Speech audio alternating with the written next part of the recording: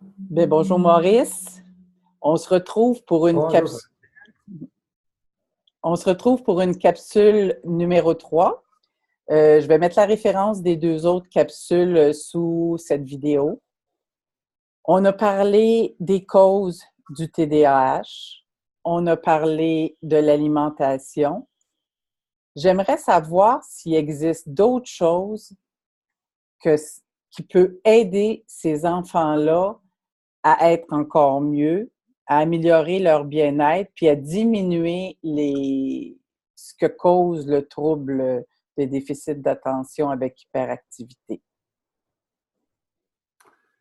Bien sûr, il y a plein de choses. Comme je dis toujours, la nature regorge de solutions. Mais on ne peut pas tous les expliquer ici.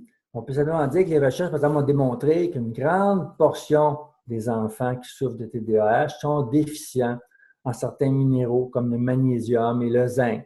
Ils ont souvent un surplus de cuivre, un manque de zinc, etc. Donc, je pense qu'une des mesures simples, ce serait de commencer par un multivitamine, multiminéraux qui pourrait combler plusieurs de ces déficits-là.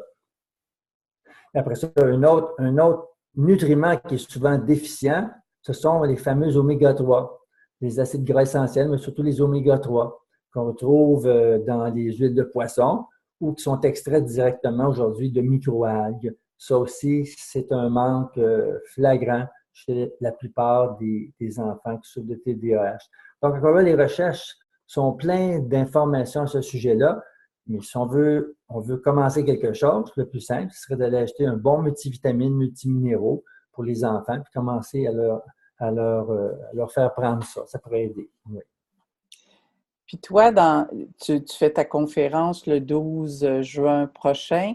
Tu vas parler de tous ces éléments-là, ces vitamines, les minéraux. Tu vas expliquer comment ça fonctionne ou qu'est-ce que tu vas donner à ce sujet-là dans ta conférence? On va regarder l'ensemble des données qui sont pertinentes. On va expliquer justement le rôle de chacun de ces nutriments-là, les tests qui peuvent être demandés à leur médecin, parce que s'il n'y a pas de test, c'est difficile de déterminer précisément qu'est-ce que tel ou tel enfant peut avoir besoin, parce que nous sommes tous des individus uniques. Nous avons tous des besoins uniques.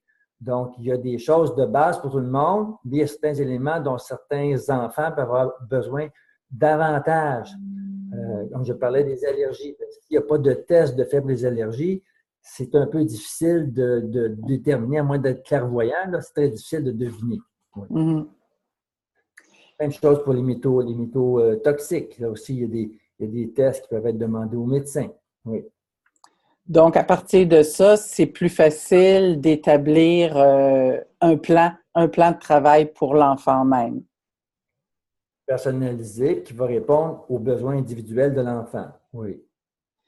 Donc, si les parents veulent en savoir plus à ce sujet-là, tu as une conférence le 12 juin prochain et je vais mettre sous la vidéo le lien pour s'inscrire. Puis je pense qu'ils peuvent s'inscrire aussi en ligne. Exactement. Je te remercie beaucoup pour cette capsule aujourd'hui, puis on se revoit demain pour une dernière capsule. Merci, Merci. à demain.